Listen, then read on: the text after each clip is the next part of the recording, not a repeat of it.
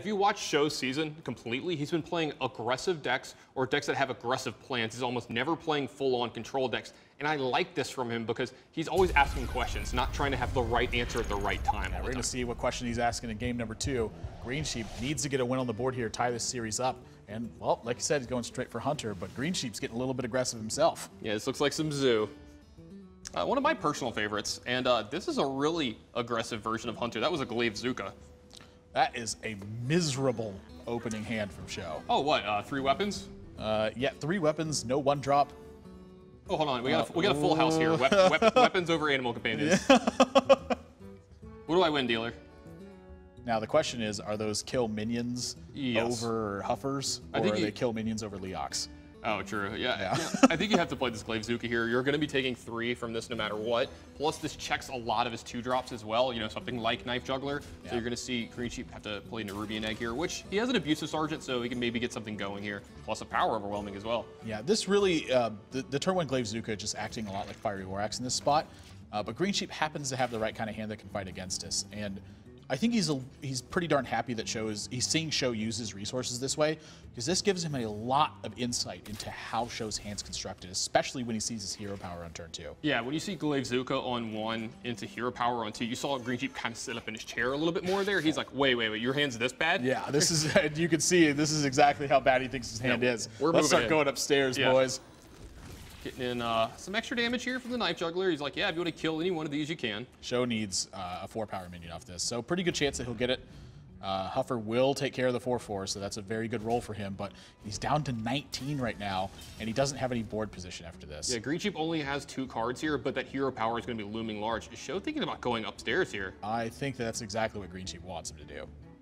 Yeah, with Abusive Sergeant. I do like thinking about it, though.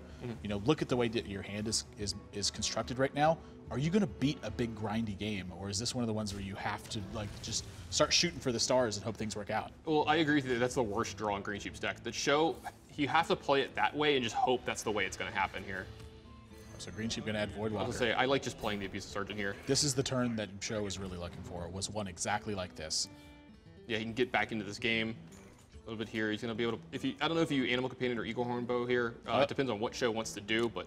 I like the Animal Companion. None of your rolls are bad at this point. If you get a Huffer, you're able to get 2 for 1. If you get a Misha, stops this board. Even if you get Leok, still tough for your opponent to actually deal with. Yeah, you do have Unleash the Hounds for Leok here on the next turn, because you know Greensheep has to start, advancing his board. Now this Ironbeak Owl is going to get, a little value here this turn. He's going to be able to kind of, well, might not do that now. It's, since you got an Imp Gang boss, though it is hard to pass up just getting in damage now while you can, but then it plays into Unleash the Hound. So a lot of stuff for Greensheep to think about. That's really the big thing for me, is playing into Unleash the Hounds. And then the second one is needs to consider how Houndmaster actually affects this board after this Ironbeak Owl. He gets a little bit fortunate that SjoW doesn't have it right now, but can you imagine if Houndmaster was hitting the board right now?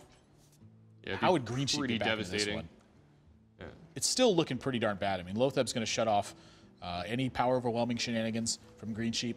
And at the same time, it's starting to get his big board position. I mean, this feels a lot like the Druid game that RDU just had. Yeah, I actually kind of liked Lotheb the more I think about it here, because it allows him to take out a lot of the board that Greensheep has going.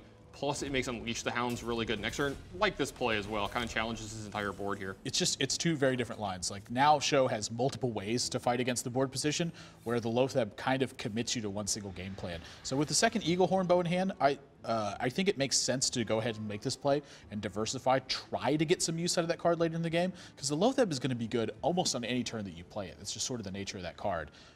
And so if he thinks there's a better spot for it, or he thinks that there aren't any better spots for the cards he has now, why wouldn't he use them? No, I think he thinks there's a better spot for Lotheb. The fact that, we've already seen a power overwhelming out of Greensheep, you're not likely to see that card again. That draw is some heat right now.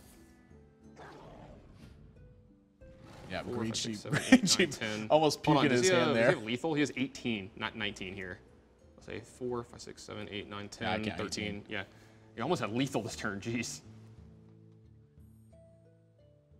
Yeah, I think you just have to do some clearing here. I wonder if actually this was a missed sequence by SjoW. Like, should he have attacked the Imp Gang boss first?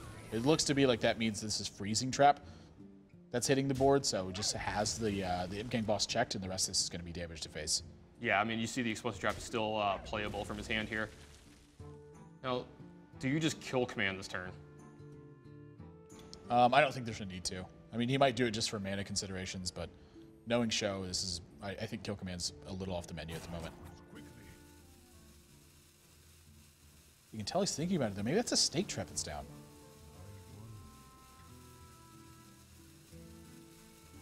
I mean, if this is freezing trap, I don't know exactly what he's thinking about. So that tells me there's a possibility that this is a different trap. Yeah, but just hero power. Just weave it all in. Greensheep down to 8 and facing lethal next turn.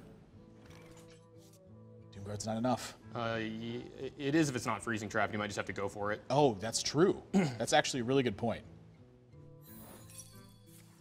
Now, gets the word it is freezing trap, so doesn't have the reach to end this game, and SjoW is going to take it and have a 2-0 lead after Greensheep afterwards. Yeah, Eaglehorn Bow and Kill Command here are going to be just enough to finish off Greensheep. Greensheep, you know, let's go with his Mal'Ganis, but I don't know if we were actually going to get to that turn of the game. No, we certainly were not. SjoW has got more than enough in his hand. He even picks up the Wolf Rider. Me, coach, me! Yeah, he's like, put me in, coach, I'm ready. Yeah, Wolf Rider, you are unneeded this game, and there's no reason to show that either. Don't give Greensheep the extra information. Just looking fantastic. Every game he plays, it feels like SjoW is the one in the lead, driving the action, dictating the pace, whatever you want to call it. SjoW is the one who's in control. Yeah, we were talking about that right before this game, that SjoW usually is very aggressive. It's not like he's recklessly aggressive. You know, he's not playing these decks with tons of 1-drops and 2-drops in them. He's playing them, you know, they have some play to it, like these mid-range hunter decks. But they put so much pressure on your opponent to always have the right answer at the right time. The one turn they don't, he just kills you.